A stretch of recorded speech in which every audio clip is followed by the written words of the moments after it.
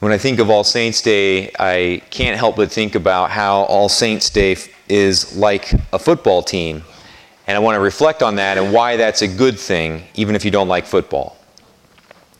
There are a couple of things about football. Football is like right now at least, although the concussion thing, wherever that's going, who knows, but probably the most popular sport and is the most played sport in high schools and so forth.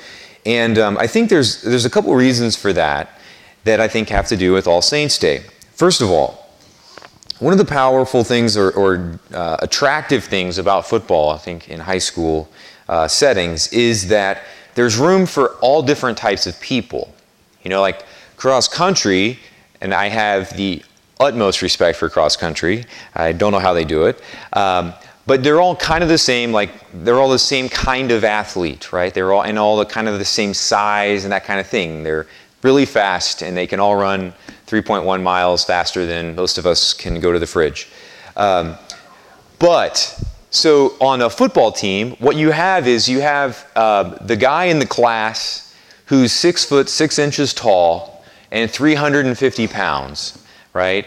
Can be in a huddle and on the field the same time with somebody who's like 5 feet 4 inches and can run around the other guy 4 times before that other guy can even catch him, right, or see what's going on. So there's all different types of athletes, big, strong people, short, fast people, and everybody in between. People who maybe don't have a ton of athletic talent, but are maybe able to cerebrally or intellectually kind of think through things that help them get on the field.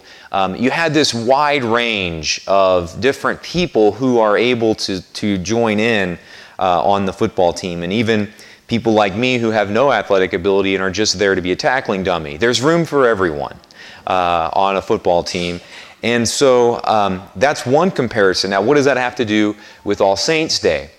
Well, I think, most of the time throughout the year in our church, we celebrate a particular saint. We celebrate St. Paul and St. Peter on June 29th, and, we celebrate St. Teresa of Avila this day, and all the different saints. Most of them have a day that we celebrate. And so on that day, it's natural, we pick that saint, we look at their story, we look at, how did they live their life, and what were their virtues that they were particularly excelling at.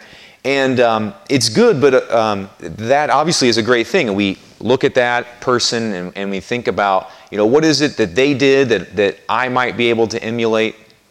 But the real beauty of Saints Day, I think, is that we also take a day and we raise it to this highest level of celebration for us to remind ourselves of the vast diversity of saints that we don't always get when we're focusing on one at a time. And so what we see when we look at all the saints is a realization that there's room for all different types of people, just like on a football team, right? You have people who are all across the spectrum of personalities, all across the spectrum of virtues that they excel at, all across the spectrum of backgrounds, of what it was that made that who they were.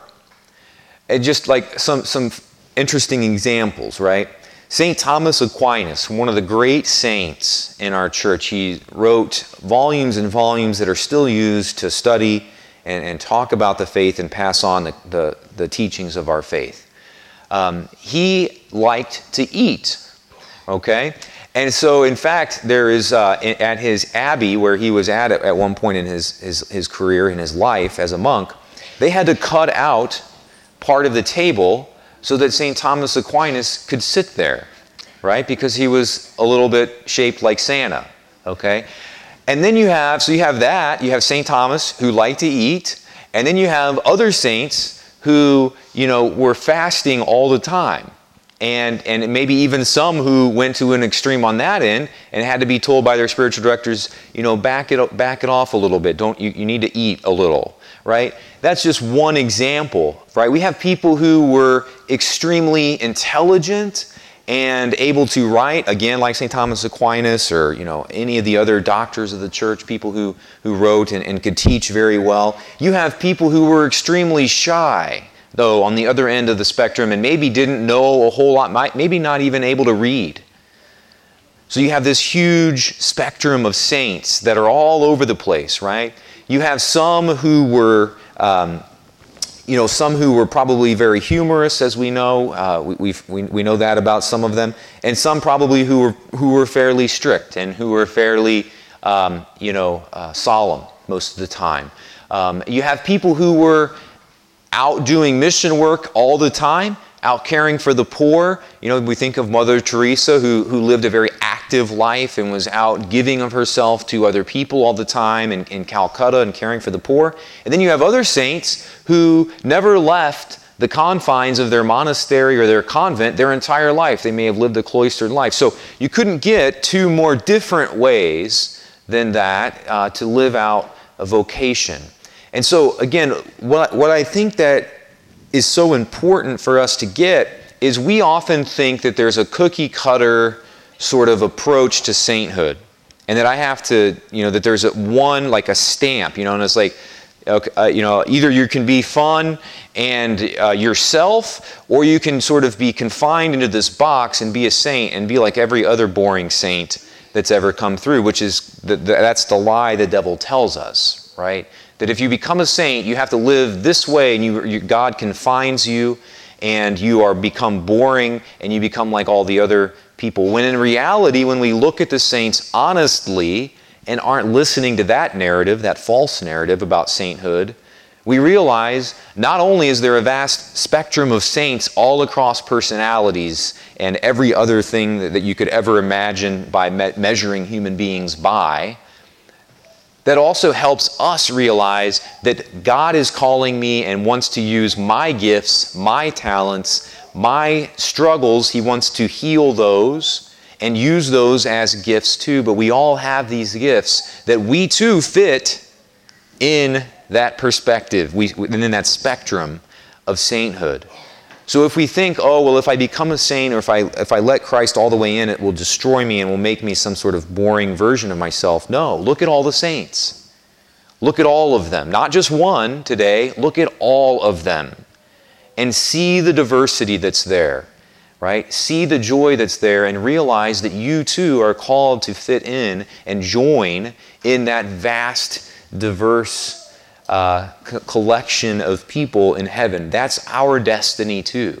And far from destroying us, God takes those gifts and uses them for the betterment of ourselves and of the world. The other thing that, to me, I think helps make football attractive to some people in high school is that it's large. There's, in the sense that, in my high school there were 150 guys that played football. 25% of the population of males was playing football. That too we hear about in the first reading.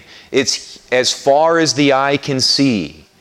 In heaven there are saints around the throne, and we hear that number 144,000, which of course is used to say that literally it's bigger, it's beyond count.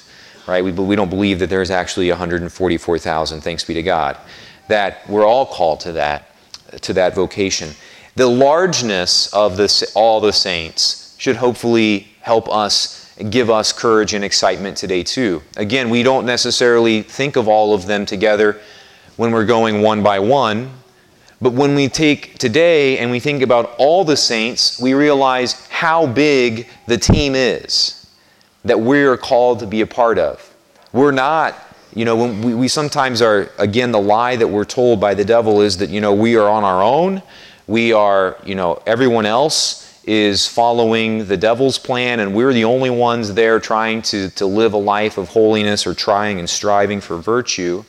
But when we step back and we realize how big the team of the saints is, how it's countless, that should hopefully give us courage today, and a great gift of this day when we step back and look at all the saints. And again, realizing too, it's important, I think, always to remember that those who are named as saints are not, we believe that there are probably countless more beyond those that the church has held up in a particular way and saying that these are the saints. There are many, many more, assuredly. And so the vastness of all the saints should hopefully give us courage and joy today. as well as we strive to enter into that. So may we rejoice today recognizing that we are called to give our unique gifts, our unique talents, that there's room for us, that those are not destroyed, but that those are amplified and used by God to help us become saints as well, and that we are a part of a vast team of people striving for that, and indeed there is a vast team of people who are already awaiting us in heaven, who have run the race of this life already, and are now cheering us on and praying for us that we may join them someday. So we give thanks to today for the witness of all the saints, as we as well pray for their continued and ongoing intercession and prayers for us.